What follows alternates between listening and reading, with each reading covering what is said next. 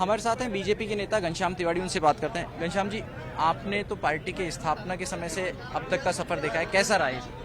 देखिए, जब 6 अप्रैल 1980 को दिल्ली के फिरोजशाह कोटला मैदान में भारतीय जनता पार्टी की स्थापना हुई, उस समय मैं वहां था।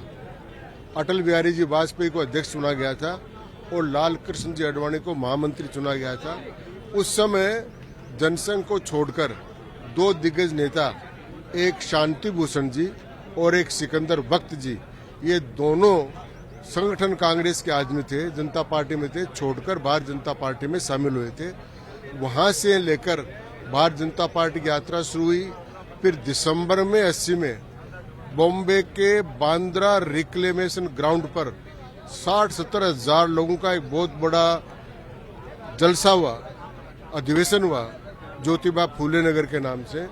और शिवाजी पार्क में अटल बिहारी वाजपेयी जी की बहुत बड़ी मीटिंग हुई, जिसमें उन्होंने कहा कि अंधेरा छटेगा, सूरज निकलेगा और कमल खिलेगा।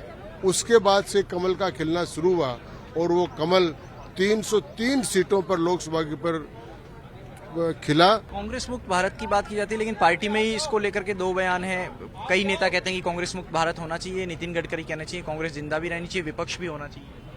अब विपक्ष के रूप में कोई रहे, लेकिन कांग्रेस के काम ऐसे हो गए हैं और कांग्रेस के काम ऐसे हो रहे हैं कि एक बार जब तक कांग्रेस का पूर्ण सफाया नहीं होगा, तब तक देश में राजनीतिक शुचिता नहीं आएगी और लोगों के मन में ये नहीं बैठेगा केवल परिवार के आधार पर पार्टी चल सकती। तो ये हैं बीजेपी नेता घनश्याम तिवारी, जो कह रहे हैं कि प्रतीक चिन्हों को लगाने से पार्टी के कार्यकर्ताओं में स्वाभिमान जगता है और उनका उत्साह बढ़ता है। लेकिन साथ ही वो ये भी कह रहे हैं कि कांग्रेस एक बार तो पूरी तरह खत्म होनी चाहिए और विपक्ष के रूप में चाहे कोई भी रहे, लेकिन बीजेपी आगे लगातार बढ़ती रहेगी। कैमरा पर्सन राहुल सिंह के साथ शशि मोहन, जी मीडिया, जयपुर।